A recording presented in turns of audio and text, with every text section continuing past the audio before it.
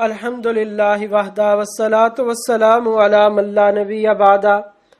اما بعد فاعوذ باللہ من الشیطان الرجیم بسم اللہ الرحمن الرحیم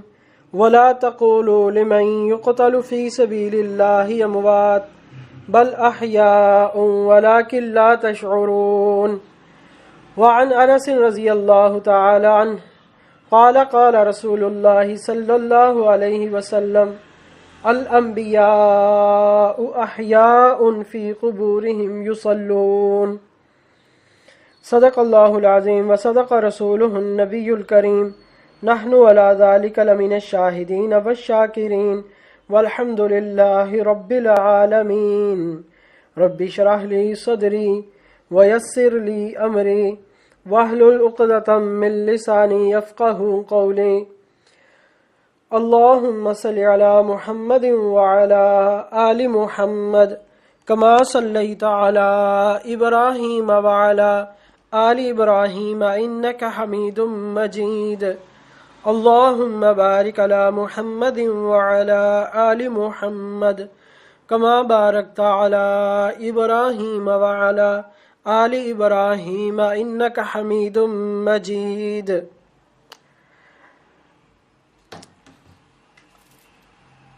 الحمدللہ اللہ کے فضل اور احسان سے آج ہمارا جو ہے وہ 5واں دن ہے، 5واں سبق ہے، اور آج کا جو ہمارا موضوع ہے وہ اہل سنت والجماعت کے عقائد میں سے ایک اجماعی اور اتفاقی عقیدہ ہے جس پر تمام اہل سنت والجماعت کا اجماع ہے کہ تمام صحابہ کرام علیہم رضوان، تابعین، تبع تابعین، ائمہ مجتہدین، تمام اہل سنت والجماعت کا یہ عقیدہ ہے کہ انبیاء علیہم السلام اپنی قبروں میں زندہ ہیں. انبیاء کرام علیہم السلام اپنی قبروں میں زندہ ہیں. خصوصاً امام الانبیاء صلی اللہ تعالی علیہ وسلم کے اپنے روضہ مبارک میں حیات ہیں، اور کوئی شخص اگر روضہ اقدس پر جا کر آپ صلی اللہ تعالیٰ علیہ وسلم کو سلام عرض کرتا ہے تو آپ صلی اللہ تعالیٰ علیہ وسلم اس کو خود بنفس نفیس سنتے ہیں اور اس کے سلام کا جواب بھی عطا فرماتے ہیں. یہ اہل سنت والجماعت کا اجماعی اور اتفاقی عقیدہ ہے کیا کہ تمام انبیاء علیہ السلام خصوصاً امام الانبیاء صلی اللہ تعالیٰ علیہ وسلم اپنی قبر مبارک میں زندہ ہے. جو شخص وہاں جا کر درود و سلام پڑھتا ہے آپ صلی اللہ تعالیٰ علیہ وسلم خود بنفس نفیس اس کو سنتے ہیں اور آپ علیہ الصلاۃ والسلام اس کو جواب بھی عنایت فرماتے ہیں. اور دوسرا یہ کہ کوئی دور سے نبی پاک صلی اللہ تعالیٰ علیہ وسلم پر درود پاک پڑھتا ہے تو وہ بذریعہ فرشتوں کے آپ صلی اللہ تعالیٰ علیہ وسلم تک پہنچا دیا جاتا ہے. یہ عقیدہ رکھنا یہ اہل سنت والجماعت کے ضروری عقائد میں سے ہے، جسے کہیں کہ ضروریات اہل سنت والجماعت میں سے ہے. جو اس عقیدے کو نہیں مانتا تو وہ اہل سنت والجماعت سے اس کا کوئی تعلق نہیں ہے، بلکہ وہ اہل بدعت میں اس کا شمار ہوگا. جو اس عقیدے کو نہیں مانتا اس کا شمار اہل بدعت میں ہوگا. اور بدعت کے بارے میں نے آپ کو بتا دیا تھا کہ بدعت کی مذمت کتاب و سنت میں بیان کی گئی ہے، اور صحابہ کرام بدعت سے کس قدر نفرت فرماتے تھے اس موضوع پر میں نے کچھ بات پہلے کر دی ہے. تو اس لیے ضروری ہے کہ ہم اپنے عقائد اور نظریات کو کتاب اللہ کے موافق بنائیں، سنت رسول کے موافق بنائیں، اور اہل سنت والجماعت کے جو عقائد و نظریات ہیں اس کے مطابق ہم اپنے عقائد و نظریات کو بنائیں. تو یہ کہ تمام انبیاء علیہ السلام خصوصاً نبی پاک صلی اللہ تعالیٰ علیہ وسلم اپنی قبروں میں زندہ ہیں. اب اس پر میں چند ایک آپ کو دلائل سنا دیتا ہوں تاکہ جو ہے وہ عقیدہ پختہ ہو جائے اور ہم شرح صدر کے ساتھ اس عقیدے کو اپنائیں اور کسی کے وسوسے میں نہ آئیں اور کسی کی گمراہ کن آراء سے اور اللہ تبارک و تعالی جو ہے وہ کسی شریر کے شر سے جو ہے وہ ہم سب کی حفاظت فرمائے۔ یہی عقیدہ امام الانبیاء صلی اللہ تعالی علیہ وسلم نے اپنی زبان اقدس سے جو ہے وہ واضح طور پر بیان فرمایا۔ چنانچہ حدیث پاک کی مشہور کتاب ہے مسند ابی یعلا، یہ حدیث پاک کی مشہور کتاب ہے، اس میں حدیث موجود ہے، صحیح سند کے ساتھ صحیح حدیث ہے۔ حضرت انس بن مالک رضی اللہ تعالیٰ عنہ فرماتے ہیں کہ نبی پاک صلی اللہ تعالیٰ علیہ وسلم نے ارشاد فرمایا، الانبیاء احیاء فی قبورہم یصلون، کہ انبیاء علیہ السلام اپنی قبروں میں زندہ ہیں، وہاں نماز پڑھتے ہیں۔ انبیاء علیہ السلام اپنی قبروں میں زندہ ہیں اور وہاں نماز پڑھتے ہیں۔ دیکھیں کتنے آسان انداز میں اور کتنے واضح انداز میں اور کتنی صراحت کے ساتھ نبی پاک صلی اللہ تعالی علیہ وسلم نے ارشاد فرما دیا کہ انبیاء علیہ السلام اپنی قبروں میں زندہ ہیں، یصلون، وہاں نماز پڑھتے ہیں۔ اب اس کے باوجود حیرت کی بات ہے اور مقام افسوس ہے کہ جو لوگ اس عقیدے کا انکار کر دیتے ہیں، پتہ نہیں کس بنیاد پر اس عقیدے کا انکار کرتے ہیں، اور احادیث کا جو ہے وہ انکار کرتے چلے جاتے ہیں، احادیث کو جو ہے اس میں غلط اور باطل تعویلیں کرتے ہیں، جبکہ ایسی کوئی ضرورت ہی نہیں ہے۔ جب ایک چیز واضح نبی پاک صلی اللہ علیہ وسلم نے ارشاد فرما دی، کہتے ہیں جی یہ شرک ہے، اگر نبی قبر میں زندہ ہو، معاذ اللہ قبر میں سن لے تو یہ شرک ہو جائے گا۔ استغفر اللہ، شرک کا مفہوم تک ان لوگوں کا نہیں آتا۔ بھائی اگر نبی پاک صلی اللہ علیہ وسلم اپنے روزہ مبارک میں کسی کی بات کو سن لیں، کسی کے سلام کو سن لیں، تو اس میں شرک والی کون سی بات ہے؟ شرک تو دو طرح کا ہے بنیادی طور پر، کہ اللہ کی ذات میں کسی کو شریک ٹھہرایا جائے، کہ کہا جائے کہ فلاں اللہ کا بیٹا ہے، یا فلاں اللہ کا معاذ اللہ باپ ہے، یا فلاں اللہ کا جز ہے، کہ ذات کے اندر مشارکت کی جائے، تو ایسی بھی اس میں کوئی بات نہیں۔ یا اللہ تعالیٰ کی کسی صفت میں کسی کو شریک کہا جائے کہ جس طرح اللہ تعالیٰ اپنی ذات اور صفات کے اندر ہیں، بیانی وہی صفت اسی صفات کے ساتھ کسی مخلوق میں مانی جائے، تو شرک تو پھر یہ ہوگا نا بھئی، اگر کوئی زندہ آدمی سن لے تو پھر تو یہ بھی شرک ہونا چاہیے ان کی منطق کے مطابق، کہ وہ کہتے ہیں جی سمیع اور بصیر تو اللہ کی ذات ہے۔ بھئی اگر سننے والی دیکھنے والی اللہ کی ذات ہے، اگر انسان دیکھ لے یا سن لے تو کیا یہ شرک ہو جائے گا؟ یا یہ اس کا دیکھنا اور سننا یہ اللہ تعالیٰ کے معاذ اللہ برابر ہے اور مساوی ہے؟ تو ایسی بات نہیں ہے، بلکہ جو فرامین نبی پاک صلی اللہ تعالی علیہ وسلم نے واضح طور پر بیان فرما دیے ہیں، تو ان کو بیعینی ہی اسی طرح ماننا جو ہے یہی ایمان ہے۔ اور دوسری بات یہ ہے کہ یہ نبی پاک صلی اللہ تعالی علیہ وسلم کا ایک تو فرمان بھی ہے کہ آپ صلی اللہ تعالی علیہ وسلم نے فرما دیا کہ انبیاء علیہ السلام اپنی قبروں میں زندہ ہیں اور وہاں نماز پڑھتے ہیں۔ امام بہقی رحمۃ اللہ علیہ نے ایک پورا رسالہ اس پر لکھا ہے حیات الانبیاء کے نام سے، کہ جس میں انہوں نے اس دلائل ذکر کیے ہیں کہ انبیاء علیہ السلام حیات ہیں۔ اور دوسری بات یہ ہے کہ خود امام الانبیاء صلی اللہ تعالی علیہ وسلم نے صحیح مسلم کی صحیح حدیث مبارکہ ہے، صحیح مسلم سیاہ ستہ میں مشہور و معروف کتاب ہے امام مسلم رحمۃ اللہ علیہ کی، اور انہوں نے اپنی صحیح مسلم میں حدیث مبارکہ نقل کی، اور دیگر احادیث کی کتابوں میں بھی یہ حدیث مبارکہ موجود ہے کہ امام الانبیاء صلی اللہ تعالی علیہ وسلم فرماتے ہیں کہ معراج کی رات میرا گزر جو ہے وہ سرخ ٹیلے کے پاس سے ہوا، تو میں کیا دیکھتا ہوں کہ سرخ ٹیلے پر موسیٰ علیہ السلام کی قبر ہے، اور میں دیکھتا ہوں کہ رأیت موسیٰ قائما یصلی فی قبری، کہ میں نے موسیٰ علیہ السلام کو دیکھا کہ وہ اپنی قبر میں کھڑے ہو کر نماز پڑھ رہے تھے۔ اس لیے نبی پاک صلی اللہ تعالی علیہ وسلم نے فرمایا کہ الانبیاء احیاء فی قبورہم یصلون، کہ انبیاء علیہ السلام اپنی قبروں میں زندہ ہیں اور وہاں نماز پڑھتے ہیں۔ تو خود موسیٰ علیہ السلام کا مشاہدہ جو ہے وہ نبی پاک صلی اللہ تعالی علیہ وسلم نے کیا۔ اب اتنی بات صحیح حدیث سے ثابت ہوگی، اب اندازہ لگائیں کہ اس حدیث کو وہ کس طرح جو ہے وہ لے رہے ہیں کہتے ہیں جی کس طرح اس کا انکار کر رہے ہیں؟ کہتے ہیں یہ تو معجزہ تھا نا، موسیٰ علیہ الصلوۃ والسلام کا یہ معجزہ تھا۔ تو ہم کہتے ہیں کہ دیکھیں عجیب ان کی عقل ہے کہ معجزہ ماننے کے لیے ہوتا ہے کہ انکار کے لیے؟ کیوں جی، معجزہ ماننے کے لیے ہوتا ہے یا انکار کے لیے ہوتا ہے؟ بھئی معجزہ تو اس لیے ہی ہوتا ہے کہ اس کو مانا جائے، اور جو آدمی معجزے کے بعد بھی نہ بات کو مانے تو پھر تو اس پر عذاب ہی آتا ہے۔ اللہ کا تو ضابطہ یہ ہے کہ جب معجزے کا انکار کر دیا جائے تو پھر قوموں پر عذاب آتا تھا۔ اگر تم یہ کہتے ہو کہ یہ معجزہ ہے اور پھر معجزے کے بعد بھی تم نہیں مانتے تو پھر اس کا مطلب ہے کہ تم عذاب کو دعوت دے رہے۔ دوسری بات یہ سمجھے کہ اس میں معجزہ کیا چیز تھی، کہ نبی پاک صلی اللہ تعالی علیہ وسلم کا قبر اطہر سے ان کو دیکھ لینا یہ معجزہ تھا، یا موسیٰ علیہ الصلوۃ والسلام کا نماز پڑھنا معجزہ تھا؟ تو موسیٰ علیہ الصلوۃ والسلام کا نماز پڑھنا معجزہ نہیں ہے، یاد رکھیں۔ موسیٰ علیہ الصلوۃ والسلام تو اپنی روٹین کے مطابق نماز پڑھ رہے تھے کہ انبیاء علیہ السلام اپنی قبروں میں نماز پڑھتے ہیں،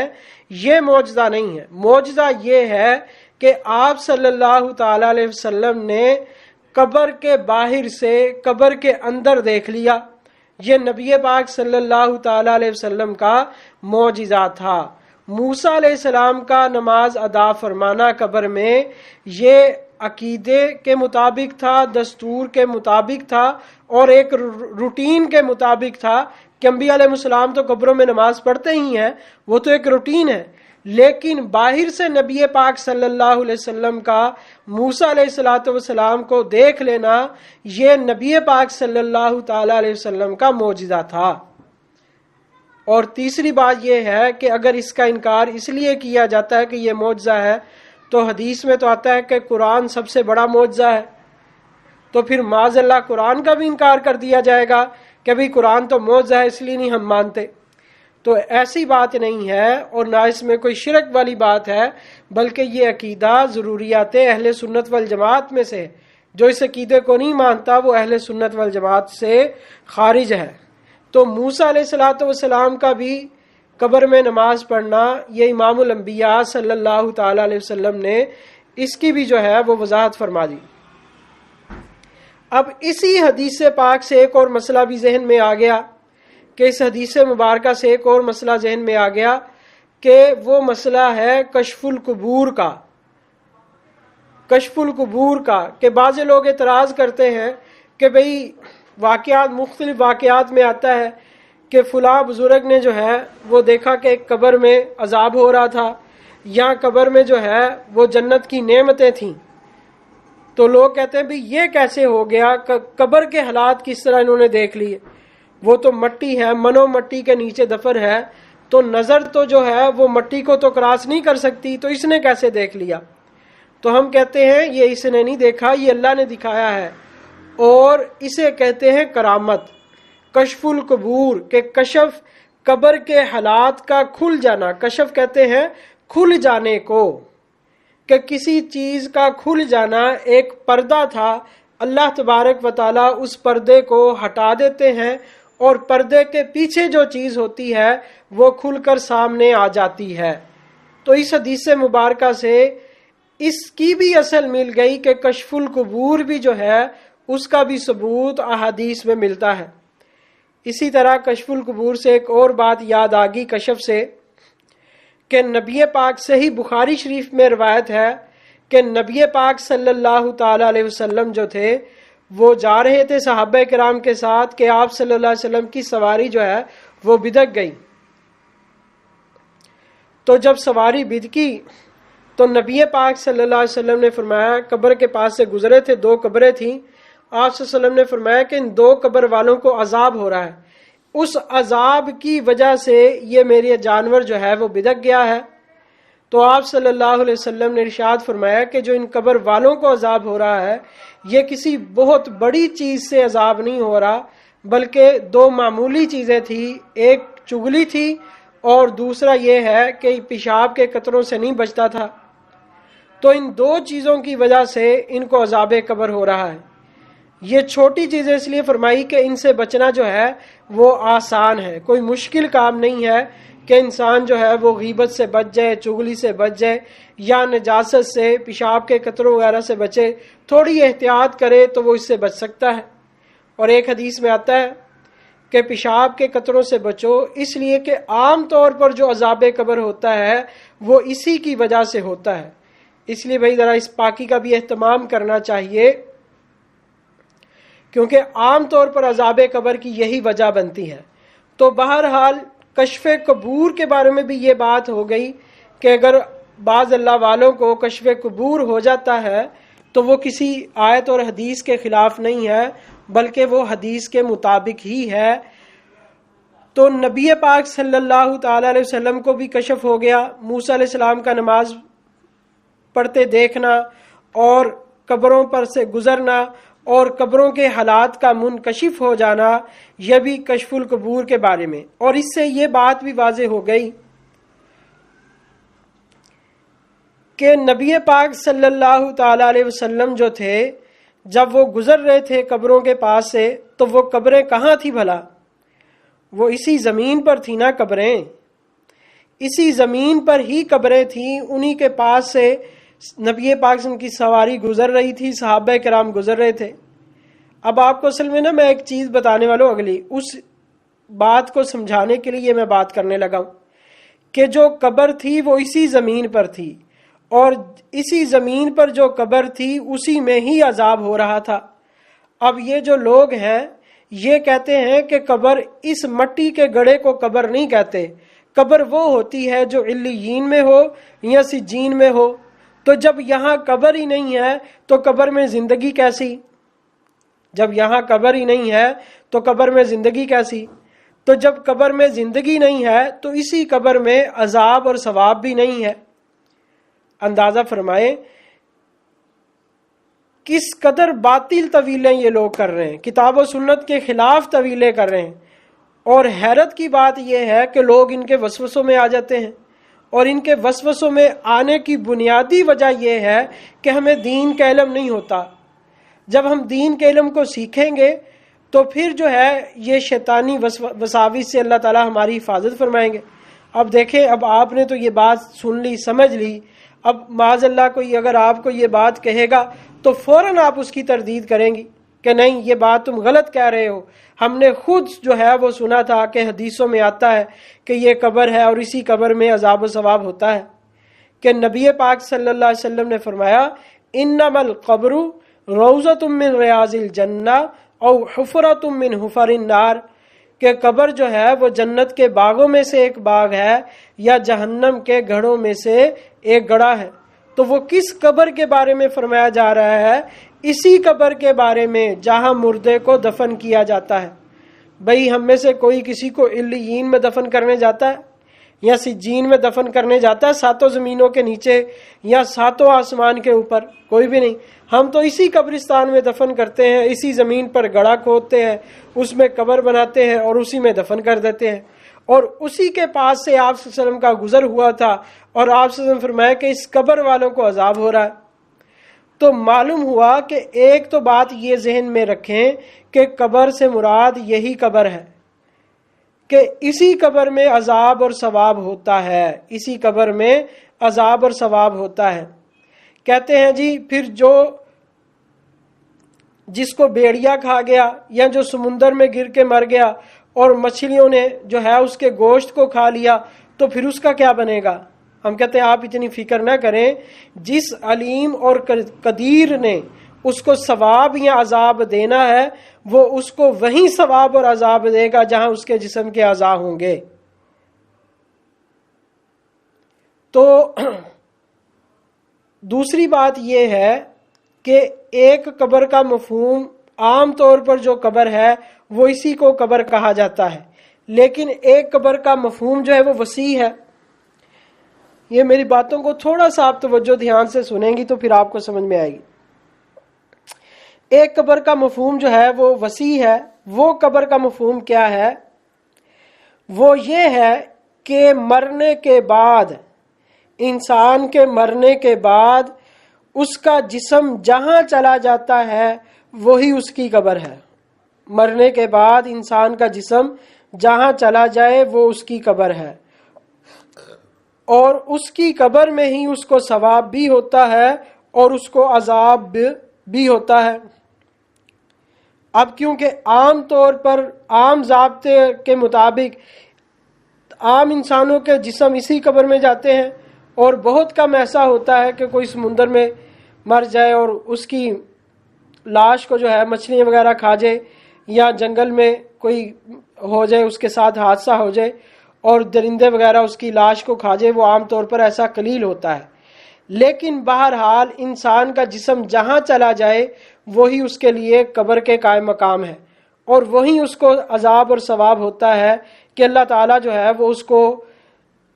جمع فرما لیتے ہیں اور اس کو جو ہے پھر عذاب اور ثواب دیتے ہیں، کیونکہ وہ اللہ تعالیٰ کے علم سے تو باہر نہیں چلا جاتا۔ ایک حدیث مبارکہ یاد آ گئی، صحیح بخاری شریف میں روایت ہے کہ ایک آدمی تھا، وہ جب مرنے لگا تو اس نے اپنے بیٹوں کو بلایا اور کہا کہ جب میں مر جاؤں تو میری لاش کو جو ہے وہ جلا دینا، اور میری جو راکھ ہوگی اس کو کچھ ہوا میں اڑا دینا اور کچھ پانی میں گرا دینا، یعنی مختلف جگہ جو ہے وہ اس کو بکھیر دینا۔ تو اس کے بچوں نے ایسا ہی کیا۔ وہ مسلمان تھا لیکن اس نے ایسی وصیت کی،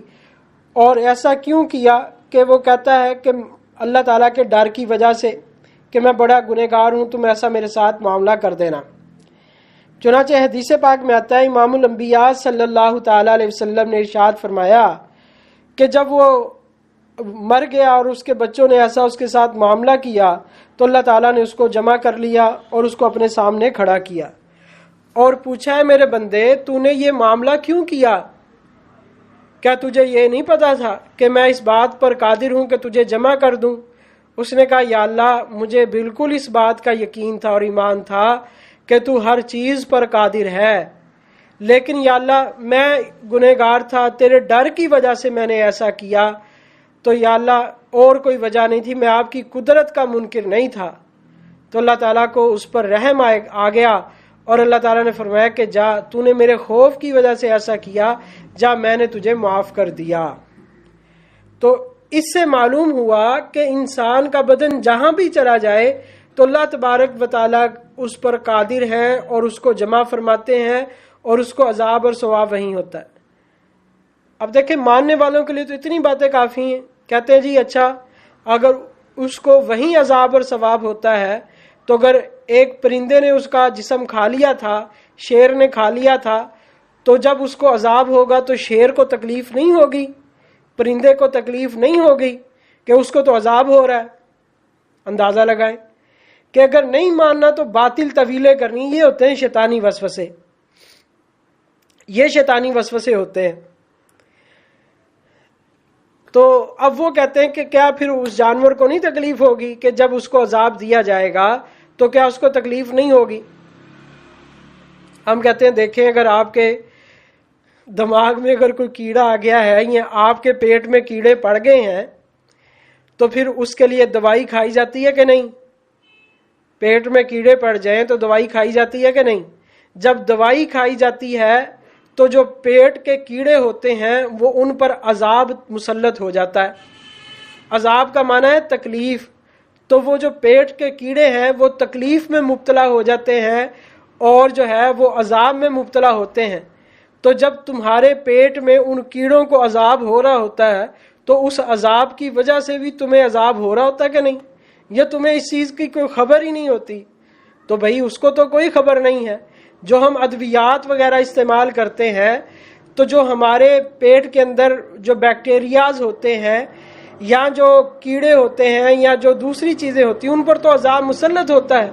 تو ان کو عذاب مل رہا ہوتا ہے اور ہمیں ہی اس میں راحت مل جاتی ہے کہ وہ مر جاتے ہیں اور وہ جو ہے وہ ضائع ہو جاتے ہیں، کیڑے مکوڑے وغیرہ، تو ہمیں وہ راحت مل جاتی ہے۔ ایک کام ایک کے لیے عذاب بن جاتا ہے اور اسی کے لیے وہ کام راحت بن جاتا ہے۔ یہی تو اللہ کی قدرت ہے،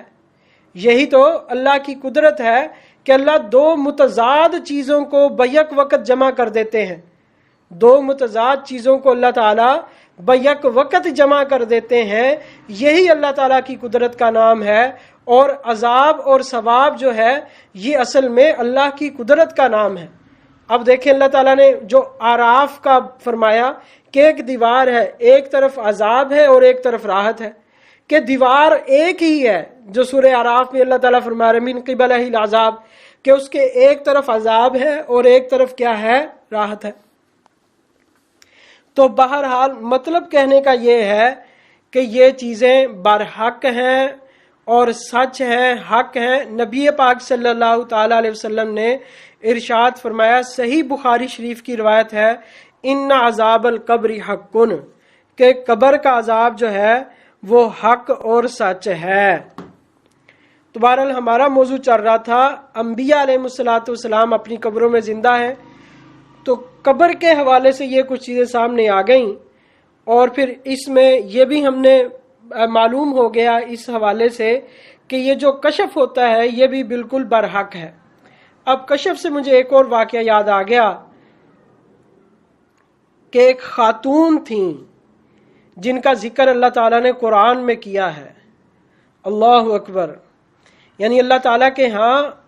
کوئی قید نہیں ہے کہ مرد ہی عمل کریں گے تو آگے نکلیں گے، بلکہ اللہ تعالیٰ کے ہاں تو یہ ہے کوئی عورت عمل کرے تو عورت اتنا آگے نکل جاتی ہے کہ جہاں مرد کی پہنچ بھی نہیں ہوتی۔ اب دیکھیں جب قرآن میں حضرت مریم کی ولادت کا ذکر ہے تو ان کی والدہ نے تو یہ قسم نظر مانی تھی کہ جو میرے بیٹا ہوگا تو میں تیرے لیے اس کو وقف کروں گی۔ تو جب پیدائش ہوئی تو بیٹے کی بجائے بیٹی پیدا ہو گئی، تو ان کو اس پر افسوس ہوا اور انہوں نے کہا میں نے تو نظر مانی تھی۔ تو اللہ تعالیٰ نے فرمایا لیس الذکر کالانثی، کہ یہ جو میں نے تجھے بیٹی دی ہے اس طرح کا تو کوئی بیٹا بھی نہیں ہو سکتا۔ حضرت مریم جو میں نے تجھے بیٹی دے دی ہے اس طرح کا تو کوئی بیٹا بھی نہیں ہو سکتا۔ تو اگر عورت جو ہے نیک بن جائے اور ایمان اور عمل پر آئے تو وہ بہت آگے نکل جاتی ہے، اور اتنا آگے نکل جاتی ہے کہ وہ چاہے فرعون کے گھر میں ہو، فرعون کی بیوی کیوں نہ ہو، لیکن اللہ تعالیٰ سینکڑوں سال بعد قرآن میں اس کا تذکرہ فرما دیتے ہیں، اور نبی پاک صلی اللہ علیہ وسلم نے بھی اس کا تذکرہ فرمایا۔ تو اللہ تعالیٰ نے بلکہ بطور مثال کے کہ اللہ تعالیٰ فرماتے ہیں کہ میں تمہیں مثال بیان کرتا ہوں، ضرب اللہ مثلا للذین آمنوا امرأۃ فرعون، کہ اللہ تعالیٰ نے مثال بیان کی ایمان والوں کے لیے کہ فرعون کی بیوی کو دیکھ لو کہ کتنا جابر اور کتنا ظالم آدمی تھا کہ جس نے ہزاروں کی تعداد میں بچوں کو قتل کروا دیا اور ہزاروں انسانوں پر جو ہے وہ ظلم و ستم کا جو ہے اس نے بازار گرم کیا ہوا تھا، لیکن اس کے پہلو میں رہنے والی عورت جو ہے اس کے دل میں ایمان گھر کر گیا، تو اس کو جو ہے وہ جو فرعون تھا اس کا خوف اور اس کا ظلم اس کے دل کو جو ہے وہ متاثر نہیں کر سکا، بلکہ وہ اپنے ایمان اور عمل پر جو ہے وہ پختہ رہی اور قائم رہی۔ یہاں تک کہ حدیث پاک میں آتا ہے کہ جب فرعون کو پتہ چلا کہ اس کی بیوی جو ہے حضرت آسیہ رضی اللہ تعالی عنہا وہ ایمان لے آئی ہیں، تو اس نے اس کو بڑا سمجھایا اور بڑی کوشش کی، لیکن وہ نہیں مانی۔ کیوں؟ کیونکہ ایمان اس کے دل میں اتر چکا تھا، موسیٰ علیہ السلام کی حقانیت اس کے دل میں اتر چکی تھی، اب وہ کسی صورت اس سے پیچھے ہٹنے والی نہ تھی۔ اب یہ وہی بیوی ہے کہ جس کے کہنے پر فرعون نے جو ہے موسیٰ علیہ السلام کو گھر میں رکھ لیا تھا، اور باوجود اس کے کہ اس نے اعلان کیا تھا کہ بچوں کو قتل کیا جائے، لیکن آپس میں اتنا تعلق تھا میاں بیوی کا کہ وہ اسی بیوی کی وجہ سے جو ہے موسیٰ علیہ السلام کو زندہ چھوڑ دیا۔ اب یہ دیکھیں کہ اسی بیوی کے ساتھ یہ کیا معاملہ کر رہا ہے کہ اس کو جو ہے اس کے ہاتھ اور پاؤں میں جو ہے وہ میخے کیل ٹھونک دیے گئے، اور اس کو تپتی ہوئی دھوپ میں جو ہے وہ اکیلا چھوڑ دیا جاتا تھا۔ اور حدیث پاک میں آتا ہے وہ ایسی اللہ والی تھی کہ اللہ تبارک و تعالی فرشتوں کو بھیجتے تھے کہ اس پر اپنے پروں کا سایہ کریں۔ جب لوگ تھک کر چلے جاتے تو اللہ تعالیٰ فرشتوں کو بھیجتے، وہ اپنے پروں کا سایہ اس پر کرتے تھے۔ اور پھر اس نے وہاں دعا کی جس دعا کا ذکر قرآن میں بھی آتا ہے، رب ابن لی عندک بیتا فی الجنہ ونجنی من فرعون وعملہ ونجنی من القوم الظالمین، کہ اللہ مجھے اس سے نجات عطا فرما، اے اللہ مجھے اس سے نجات عطا فرما۔ تو حدیث پاک میں آتا ہے فکشف لہا، تو اللہ تعالیٰ نے اس کا جو گھر جنت میں تھا اس کو اسی زمین پر بیٹھے بیٹھے دکھا دیا، اور اس کے اور جنت کے درمیان جتنے پردے حائل تھے اللہ تعالیٰ نے سب پردوں کو ہٹا دیا اور اس نے جنت میں اپنا گھر دیکھ لیا۔ تو یہ مقام اور مرتبہ اس خاتون کو کیوں ملا کہ وہ اپنے عقیدے اور عمل پر پکی رہی اور اس نے اپنی جان کی پرواہ نہیں کی؟ تو اللہ تعالیٰ نے قرآن میں اس کا ذکر کیا، اور ایک حدیث میں آتا ہے، روایت میں آتا ہے کہ امام الانبیاء صلی اللہ تعالی علیہ وسلم کی اس کو زوجیت کا بھی مقام اللہ تعالیٰ عطا فرمائیں گے کہ جنت میں وہ امام الانبیاء صلی اللہ علیہ وسلم کی زوجہ بنے گی، اور وہ ایمان والوں کی ماں کا مقام اللہ تعالیٰ اس کو عطا فرمائیں گے۔ تو جو ایمان اور عمل میں پکا ہو، مرد ہو یا عورت ہو، تو اللہ تعالیٰ کے ہاں اس کے بڑے درجات ہیں، اس کے بڑے درجات ہیں۔ تو بہرحال اس میں ایک بات تو یہ بھی آ گئی، اور دوسرا یہ بھی آ گیا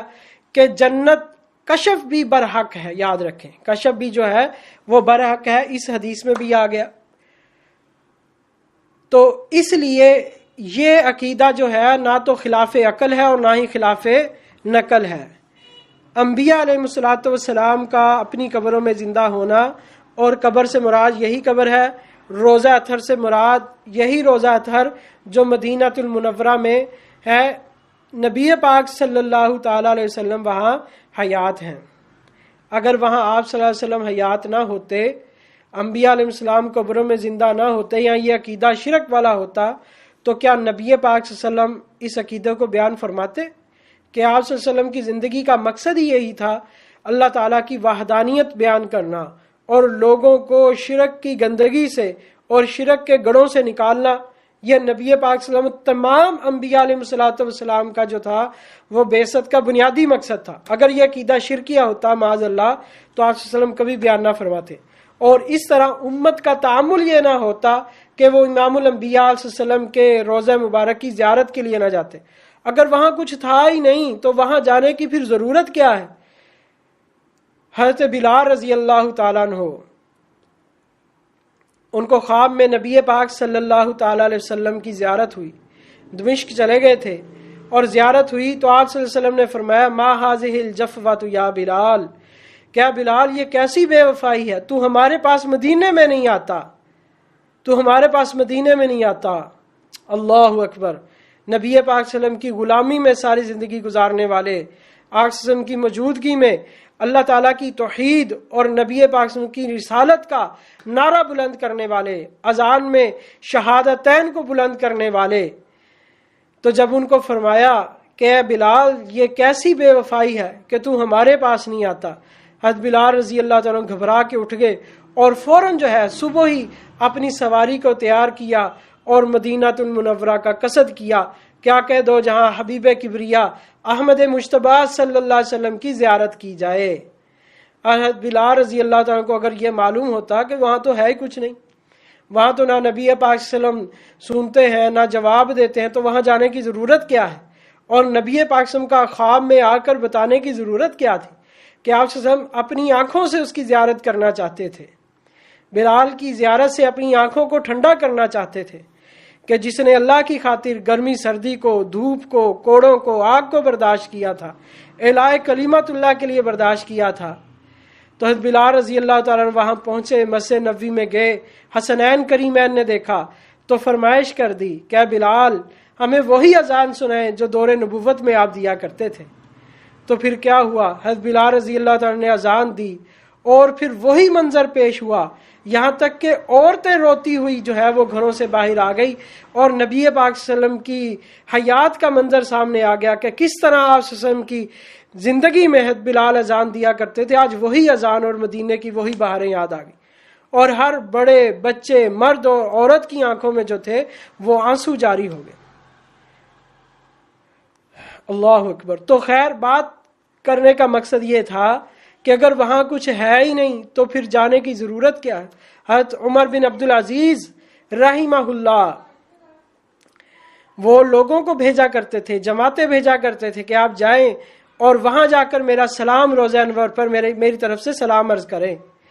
کہ عمر بن عبدالعزیز کی طرف سے نبی پاک صلی اللہ تعالی علیہ وسلم کو سلام عرض کیا جائے۔ اور حدیث پاک میں آتا ہے، سنن نبی داود میں حدیث مبارکہ موجود ہے کہ آپ صلی اللہ تعالی علیہ وسلم نے ارشاد فرمایا ما من احد یسلم علی الا رد اللہ علی روحی حتی ارد علیہ السلام، کہ جب کوئی مجھ پر سلام پیش کرتا ہے تو اللہ تعالیٰ میری روح کو متوجہ کر دیتے ہیں، تو میں اس کے سلام کا جواب دیتا ہوں۔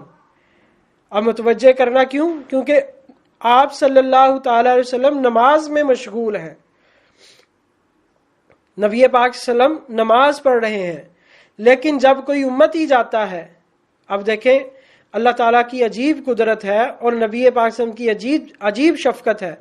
کہ اللہ تعالیٰ نے فرمایا دنیا میں یا ایھا الذین آمنوا استجیبوا للہ ولرسولہ،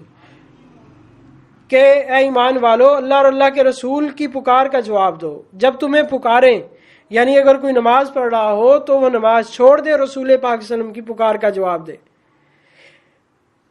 لیکن اب معاملہ یہاں یہ ہے کہ آپ صلی اللہ علیہ وسلم اب خود نماز پڑھ رہے ہیں اور کوئی امتی جا کر سلام عرض کرتا ہے تو آقا دو جہاں حبیب کبریا اپنی نماز کو چھوڑ دیتے ہیں اور اس امتی کے سلام کا جواب عطا فرماتے ہیں۔ حتیٰ ارد علیہ السلام، فرمایا کہ جب کوئی مجھ پر سلام پڑھتا ہے تو میں اللہ میری روح کو متوجہ کر دیتے ہیں اور میں اس کے سلام کا جواب دیتا ہوں۔ تو اس لیے شیخ زکریہ رحمہ اللہ نے لکھا ہے کہ بڑے خوش قسمت لوگ ہیں وہ لوگ جو روزہ انور پر حاضر ہو کر براہ راست آپ صلی اللہ علیہ وسلم پر سلام پیش کرتے ہیں اور آپ صلی اللہ تعالی علیہ وسلم ان کے سلام کا جواب عطا فرماتے ہیں۔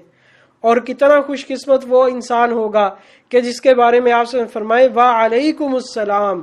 کہ تجھ پر بھی سلامتی ہو اے میرے امتی۔ پھر اس کی سلامتی میں کیا شک باقی رہ جاتا ہے کہ اللہ تعالیٰ اس کو سلامت رکھیں گے۔ تو اس لیے یہ بڑا مبارک عقیدہ ہے۔ اللہ تعالیٰ سے دعا مانگے اللہ تعالیٰ ہمیں جو ہے وہ روزہ انور کی، روزہ اقدس کی زیارت جو ہے وہ بار بار نصیب فرمائے، اور بار بار ہم آپ صلی اللہ علیہ وسلم پر، حضرات شیخین پر سلام عرض کریں، اور نبی پاک صلی اللہ علیہ وسلم اور حضرات شیخین جو ہیں جو پہلو میں دو ساتھ ہیں، جناب ابوبکر صدیق رضی اللہ تعالیٰ عنہ اور جناب عمر فاروق رضی اللہ تعالیٰ عنہ، یہ ہم پر سلامتی کے جواب میں سلامتی ہمیں جو ہے وہ لوٹائیں، تو پھر یہ دنیا اور آخرت کی سعادت کی بات ہے۔ اور اس طرح ایک اور حدیث پاک میں آتا ہے، سیدنا ابو ہریرہ رضی اللہ تعالیٰ عنہ فرماتے ہیں، جلاء الافہام میں حدیث پاک موجود ہے، آپ صلی اللہ تعالیٰ علیہ وسلم نے ارشاد فرمایا من صلی علیہ عند قبری سمیعتہ، کہ جو میرے روزے پر آ کر مجھ پر سلام پڑھے گا تو میں اس کو خود سنتا ہوں، ومن صلی علیہ نائیا بلغت، اور جو دور سے پڑھتا ہے تو وہ مجھ تک پہنچا دیا جاتا ہے۔ کس طرح پہنچایا جاتا ہے؟ حدیث پاک میں آتا ہے اِنَّ لِلَّهِ مَلَائِکَةً سَیَّاحِینَ فِی الْأَرْضِ، کہ اللہ تعالیٰ نے فرشتوں کی جماعت مقرر کی ہے کہ جو پوری روئے زمین پر گشت کرتے ہیں، چکر لگاتے ہیں، جن کا کام کیا ہے یبلغونی عن امتی السلام، میری امت میں جو لوگ مجھ پر درود و سلام پڑھتے ہیں وہ مجھ تک پہنچا دیا جاتا ہے۔ اس لیے سب جو ہیں وہ ایک مرتبہ پیار سے، محبت سے، اخلاص کے ساتھ جو ہے وہ درود و سلام پڑھ لیں، تاکہ فرشتے جو ہے وہ ابھی ہمارا سلام جو ہے وہ حضور پاک صلی اللہ علیہ وسلم کی بارگاہ میں پیش فرمائیں۔ اللہم صلی علی محمد وعلی آل محمد کما صلیت علی ابراہیم وعلی آل ابراہیم انک حمید مجید، اللہم بارک علی محمد وعلی آل محمد کما بارکت علی ابراہیم وعلی آل ابراہیم انک حمید مجید۔ تو اس لیے یہ بڑا مبارک عقیدہ ہے۔ اللہ تبارک و تعالیٰ سے دعا کریں کہ اللہ تعالیٰ ہم سب کو صحیح عقائد کو اپنانے کی توفیق عطا فرمائے اور اہل سنت کے رستے پر چلنے کی توفیق عطا فرمائے۔ اللہ تعالیٰ شرک سے، بدعات سے اور شرارتیوں کے شر سے اور فتنہ پردازوں کے فتنوں سے اللہ تبارک و تعالیٰ ہم سب کو، تمام اہل ایمان کو محفوظ فرمائے، اور اللہ تعالیٰ ہم سب کا یہاں آنا قبول و منظور فرمائے، ہم سب کی ہدایت کا، پورے عالم کے انسانوں کی ہدایت کا سبب اور ذریعہ بنائے، اور اپنی خوشنودی کا اللہ تعالیٰ جو ہے اس کو سبب اور ذریعہ بنائے۔ وآخر دعوانا ان الحمد للہ رب العالمین۔